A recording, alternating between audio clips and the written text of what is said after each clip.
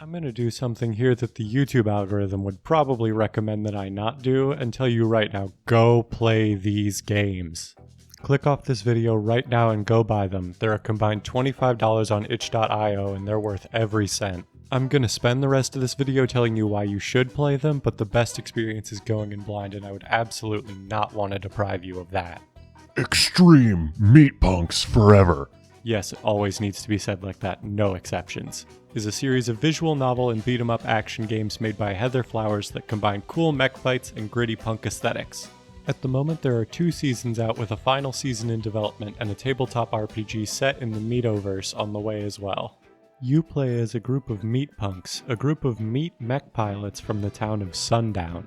The first character we're introduced to is Sam, him, a gay farm boy whose best friend and secret crush leaves town right at the start of Season 1. He pilots Roots Among Ash and joins up with the rest of the main group a little later in the episode. The next 2 characters we meet are Cass, they/them, a non-binary person who pilots All or Nothing, and a disabled lesbian woman named Liana, she/her, who pilots Crash Queen. Liana is the one who forms the MEATPUNK group at the local church and invites Cass, who reluctantly joins and will later go on to become the leader of the group. At the actual meeting, we're introduced to our final member of the main cast, a trans man named Brad, him, the pilot of Ultra Brad and the mechanic of the group. He's also a furry. This has nothing to do with the main plot, but he and Liana have a long conversation about fursonas, and it's maybe one of my favorite moments in the whole series. The real story kicks off when your group pisses off the local fascist group and has to go on the run to get help. From there, the story takes on an episodic format where each episode covers the group's journey to their next location and the hijinks that happen along the way. Calling the events hijinks, though, probably undersells just how heavy the story can get sometimes. Most of the time the story is just funny and light, but these characters have all gone through some real hard shit. In fact, I'd say their experiences prior to the events of the story matter more to the main plot than the actual events of the plot do sometimes.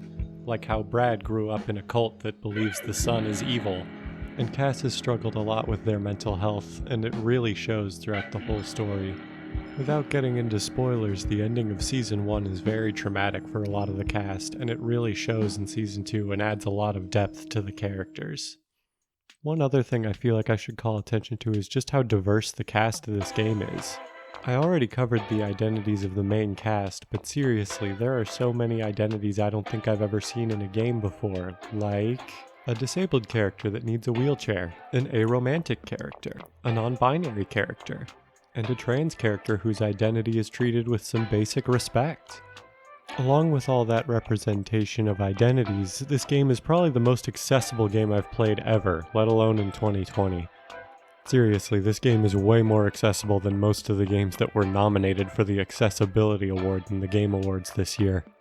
There are different control options for people who find the default scheme uncomfortable, and there are plenty of content warnings between scenes that would be potentially triggering for people with PTSD. There's even a vegan mode for people who are uncomfortable with the entirely meat machine-based setting but still want to enjoy the really interesting story. I never personally needed any of these features, but I'm really glad they're there for people who do need them. At time of recording, I don't know what the release date for the tabletop RPG is or when the final season of the main games is going to come out, but there's a pretty active community on Discord and you can sign up for a mailing list to get updates on the tabletop game, link in the description. This series is absolutely amazing and I don't think anyone should be sleeping on these games. Since this video is also going to be my last review of the year, I'm going to call my shot right now that these 2 games are absolutely my favorite games I played in all of 2020, and I hope you'll all give them a try. Hey y'all, thanks for watching the video. Before we get to the end cards and I plug my stuff, there are a couple things I just didn't talk about enough in the script that I wanted to sort of tack on at the end here. The gameplay in the beat-em-up sections is really fun. I don't know why I didn't talk about this more in the script. And each character has their own unique abilities that make it sort of fun to try each one out, play through different ways, try different stuff. And the music is really good in the whole game. The music I was using throughout the video is from the soundtrack to both games. I'll link the Bandcamp down below. With all that said, next Monday at 7 PM Central Time, I'm going to start a fresh playthrough of Season 1 of MEATPUNKS on Twitch. So if you want to talk more in depth about the game or just Have some comments on how this review went, feel free to drop by and let me know your thoughts. This was my last review for 2020, but I have a vlog I'm planning to post around the end of the month. So stay tuned for that, and don't forget to like, subscribe, follow me everywhere I exist on the internet, and I'll see you all next time.